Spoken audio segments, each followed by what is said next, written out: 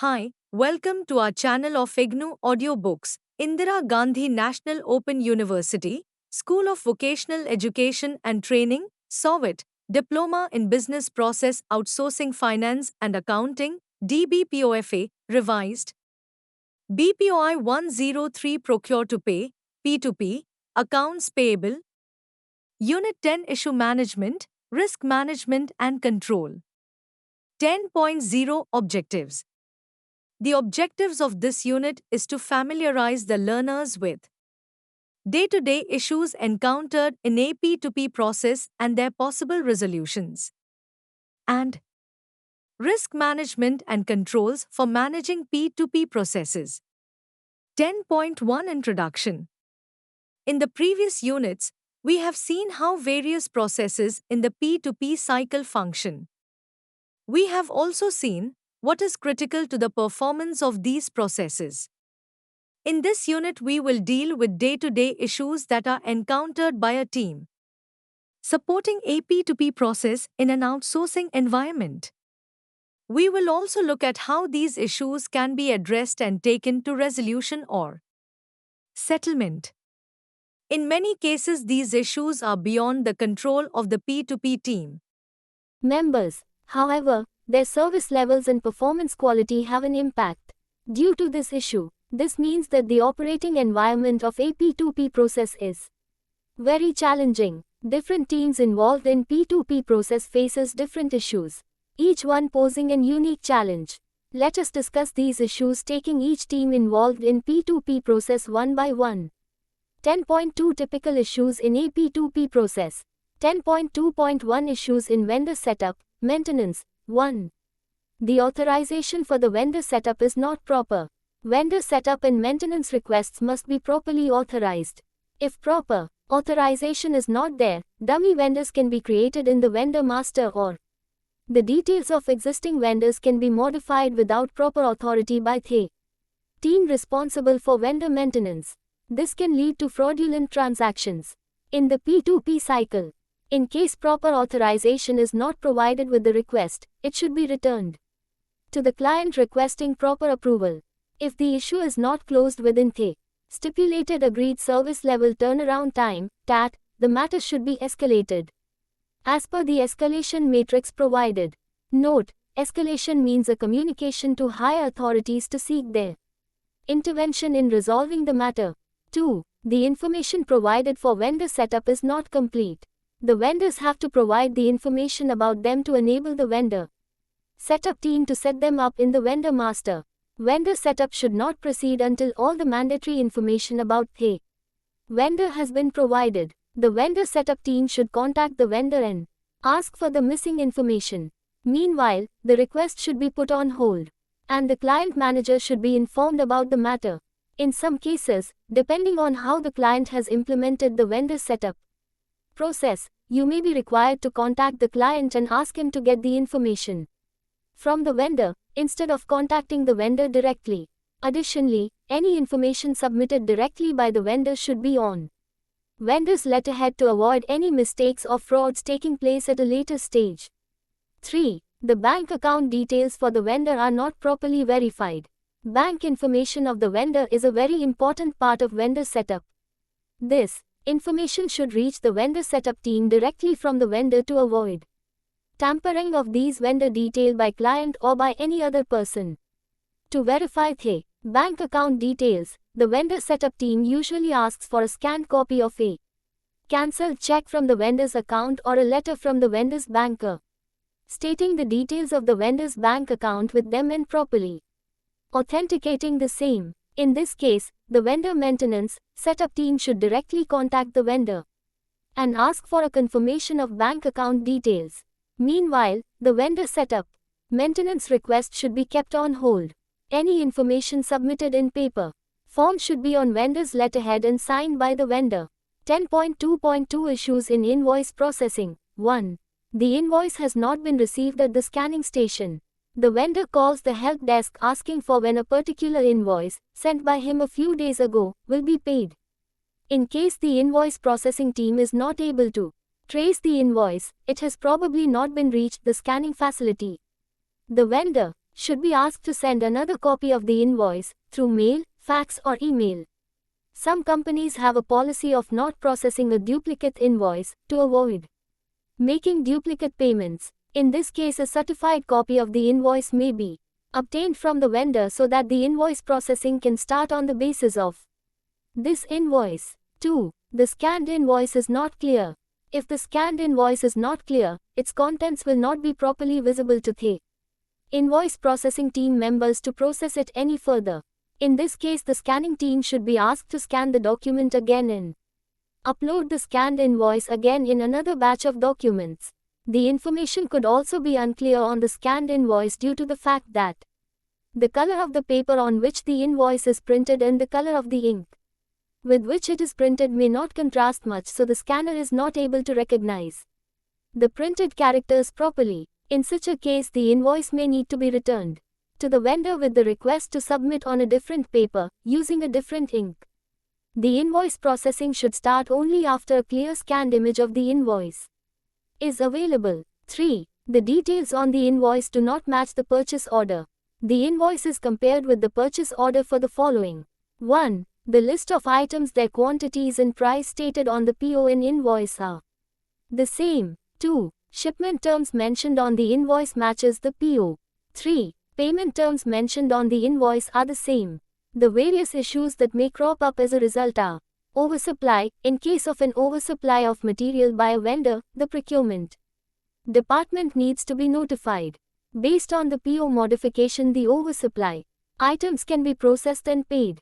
E.g., if 10 printer toners were ordered and the vendor supplied 12 instead, then procurement department need to be notified of the supply of extra 2 toners. Based on the PO modification of these toners can be processed and paid by invoice processing team. A. Undersupply. In case there is an undersupply of goods, e.g. 12 cartons of a material were ordered and 10 cartons were delivered. In this case, the GRN will indicate that 10 cartons were supplied and invoice will also indicate the same amount. Hence, the invoice will be cleared for payment automatically. B. In case the price for the material quoted on the invoice is different from the one on the PO, the client usually has some threshold limits defined in its policies. The threshold limit can be understood with the help of the following example. The client may define the variation in price to be tolerated up to 2% of the invoice amount of $50, whichever is minimum. Let us say that the total invoice value is $3,000. In this case, 2% of the invoice amount is $60 and the absolute threshold limit is defined as $50. We consider the minimum out of these values, i.e. $50. In case the invoice amount exceeds PO amount by $50, then it is returned to the vendor.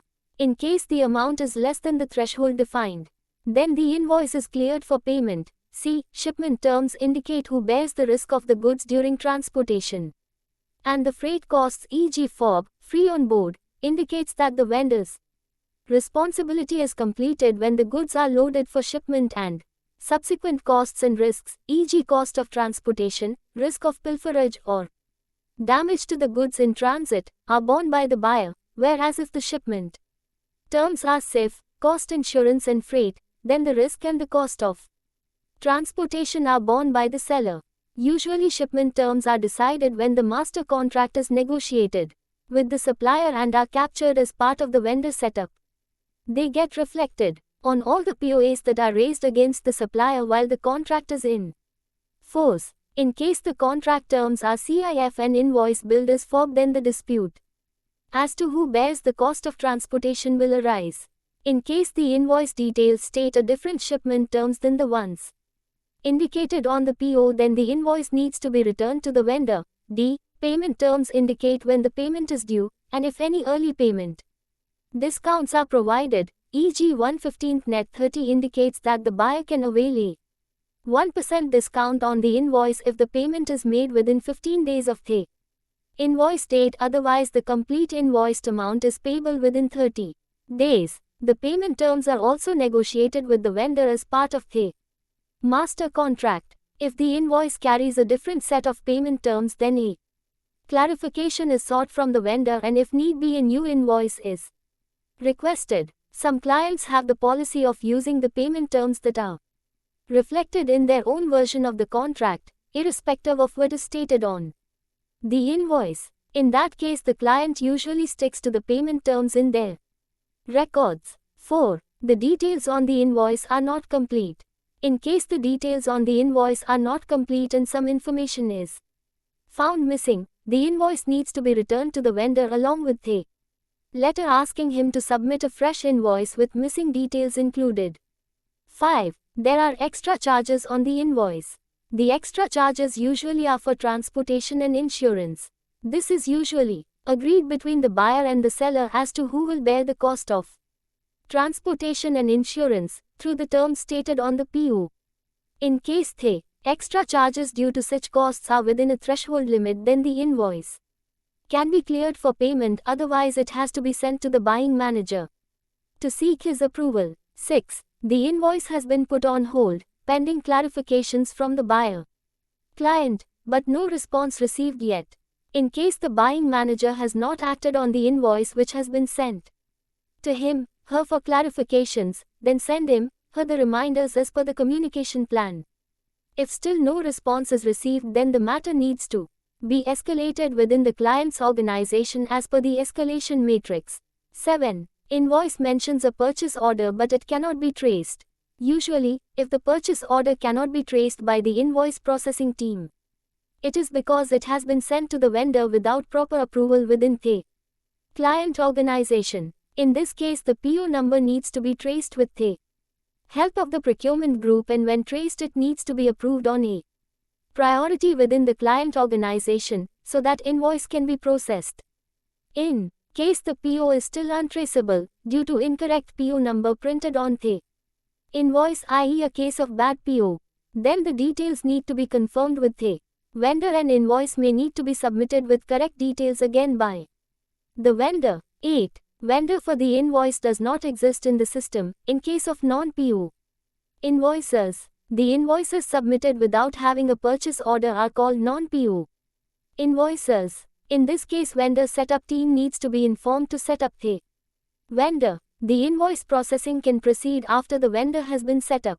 In the vendor master in the ERP, the vendor setup team needs to work with the client to get the necessary information from the vendor and approvals from the client manager for the vendor to be set up. Once the vendor is set up, the invoice can be taken up for payment processing.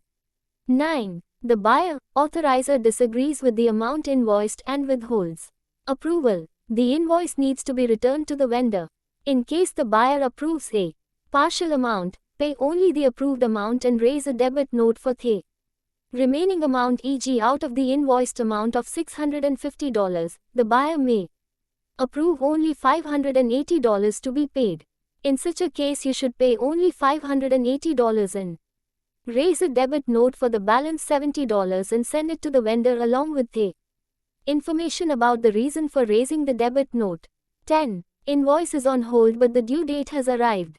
If the due date for payment of the invoice has arrived and the invoice is still on hold, the reasons can be that the invoice may not have been approved or the GRN may not have been created. Then the reminders should be sent to the concerned manager. If adequate number of reminders has already been sent, then the issue should be escalated as per the escalation matrix.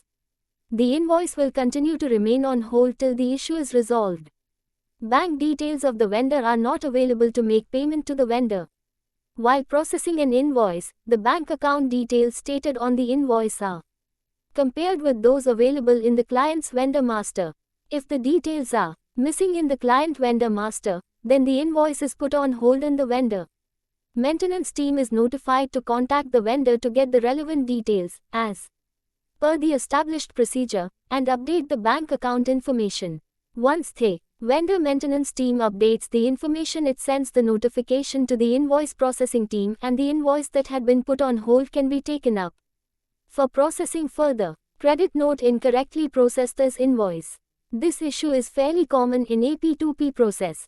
When credit note is processed as an invoice, you end up paying the vendor the money which he was to return to you. In such a case, we should ask the vendor for a refund in cash. In case refund is not sent, then the amount can be adjusted against the future purchases. In case future supplies are not planned to be ordered from the vendor, the legal proceedings may be initiated to recover the dues. A PO-based invoice payment processed as a non-PO-based invoice. If a PO invoice is processed as a non-PO invoice, the client does not suffer any monetary loss. However, the ERP systems will generate unnecessary provisions against the PO which will remain open and unfulfilled. This would impact the financial statements. For example, goods worth $1,000 were received against a PO, but the invoice was processed as non-PO invoice. In this case, the original PO for $1,000 will remain open, and at the end of the period a provision will be created for this in the accounts payable. This will affect the profitability. In this case, once the error is discovered, the invoice data that has been keyed into the ERP should now be linked to the PO. 10.2.3 Issues in travel and expense. 1. The claim submitted does not have all the receipts. When the travel and expense claims submitted by the employees are not supported by the relevant claim bills, receipts, etc., then the issue of verification comes in. In this case, the claim is put on hold and the employee is asked to submit the missing receipts. If the employee submits the missing receipts, then the claim can be taken up for further processing. If the employee does not have a receipt, then usually he needs to declare that the expense claimed in the T submission was actually made, and that declaration needs to be approved by his/her manager. Once the manager's approval is received, then again the claim can be processed for reimbursement further. 2. The travel claim is submitted for more than the sanctioned days. In case the travel approval has been obtained for lesser number of days than what is stated on the claim submitted by an employee, it is possible that the employee had to travel for longer duration due to reasons related to business. E.g., a salesman obtained permission to travel to a potential client for 3 business days but could not close the deal in 3 days and had to stay longer, 5 days. In this case, the employee needs to submit an approval from his manager that the travel claim for 5 days can be entertained and reimbursed. Once the manager's approval is received, the claim can be processed further. 3. The claim is submitted for a higher class of travel than what the employee is usually eligible for, as per policy. For example, an employee was eligible to travel by second class but traveled first class. In this case, the approval from the manager needs to be obtained explaining the reasons for the exception and that the reimbursement claim may be accepted. Based on manager's approval, the claim is taken up for verification and reimbursement. There are some cases where some expenses may be disallowed, even after manager's approval, because they are not payable as per the employer's policy, e.g. expenses on alcoholic drinks. 10.3 Risk management in the P2P processes. Risk is defined as the degree of uncertainty of an outcome. The various risks associated with a P2P cycle are: 1. Supply risk. This is the risk that the business may not receive supplies in time or of desired quality, and this may impact the operations of other business functions like production, sales, or customer service.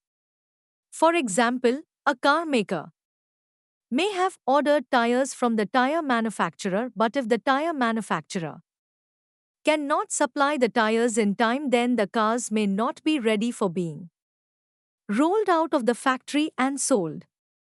This will result in loss of productive labor, which will sit idle, and loss of sales.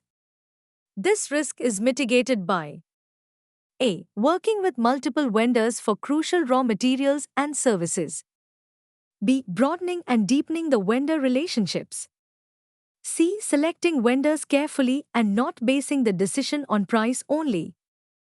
D. Doing a proper reference check on the vendor and its capabilities with its existing customers. 2. Transaction risk. This refers to inadvertent mistakes made by the accounts payable team while making payments, e.g. duplicate payments, paying the wrong vendor, incorrectly processing a credit note as an invoice. This risk is mitigated by A. Proper training and sensitization of the accounts payable team. B. Proper document management of the documents received like invoices, credit notes, etc. C. Quality controls during the accounts payable process itself. 3. Internal control risk. The P2P process has some amount of exposure various client network and ERP to the outsourcing organization. This may result in misuse of various systems access and lead to financial losses to the client and also loss of image for the outsourcing organization. In order to avoid such risks, the BPO organizations must take necessary precautions through internal controls like access control, internal checks, compliance audit, etc. For example, a person who has both the responsibility of setting up vendors and processing invoices may set up a dummy vendor and process fictitious invoices and embezzle money from the business. This risk is mitigated by A. Implementing proper segregation of duties, e.g., the person who is setting up vendors will never approve an invoice. B. Implementing limits on the managerial sanctioning power. A manager may authorize a payment for up to $5,000. Any amount higher than that may need an approval of a vice president or above. C. Frequent audits and reconciliation of source documents and accounting transactions by independent auditors. 10.4 Summary. We have looked at various P2P processes in the previous units and how they function and how their quality is controlled. In this unit, we dealt with some of the exception circumstances that frequently happen in the P2P process teams which affect the smooth functioning as well as the service level agreements of the P2P teams and usually are beyond their control. We looked at what steps can be taken by the P2P teams to deal with such situations and prevent or minimize their recurrence. Thank you for watching. We will see you in the next video with the next chapter.